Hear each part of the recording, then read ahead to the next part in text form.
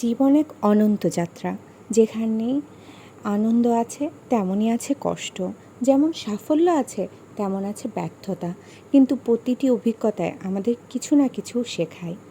জীবনে চলার পথে আমরা অনেক বাধা ও চ্যালেঞ্জের মুখোমুখি হই, ঠিক তখনই অনুপ্রেরণার প্রয়োজন হয়, যা আমাদের মনোবলকে দীর্ঘ করে তোলে এবং এগিয়ে যেতে সাহায্য করে।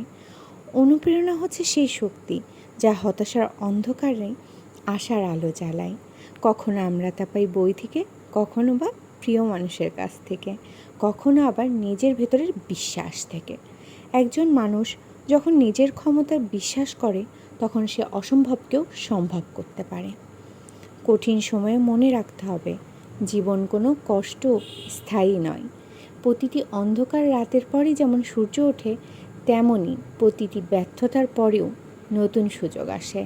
তাই হতাশ না হয়ে ধৈর্য ও পরিশ্রমকে সঙ্গী করতে হবে।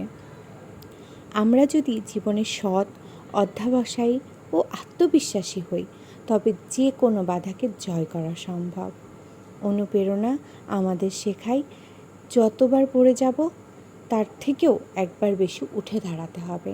জীবন সুন্দর, আর এই সৌন্দর্য উপলব্ধি করার জন্য আমাদের সব সময় ইতিবাচক মনোভাব নিয়ে বেঁচে থাকতে হবে। তাই জীবনে কখনো হবে না বা হতে পারে না, আমি পারবো না, একথা চিন্তা করা যাবে না। নিজেকে সব সময় বিশ্বাস করতে হবে, আমি পারবো। কেন পারবো না? আমার মতো পৃথিবীতে এরকম সময় সবাই পার করছে। প্রত্যেকের জীবনে কোনো না কোনো সমস্যা আছে, তাই বলে কি প্রত্যেকে থেমে গেছে? না। যারা ধৈর্য ধারণ করতে পারে, এই সকল মানুষই শেষে সূর্য অর্জন করতে পারে। তাই কোনো কিছু চিন্তা করে বা বৃথা চিন্তা না করে অবশ্যই ধৈর্য ধারণ করতে হবে। হ্যাঁ, এটা একটু কঠিন, অনেক কঠিন, কিন্তু তারপরেও হেরে যাওয়া যাবে না, ভেঙে পড়া যাবে না। জীবনে অনেক কঠিন পরিস্থিতি এভাবেই সমাধান হবে।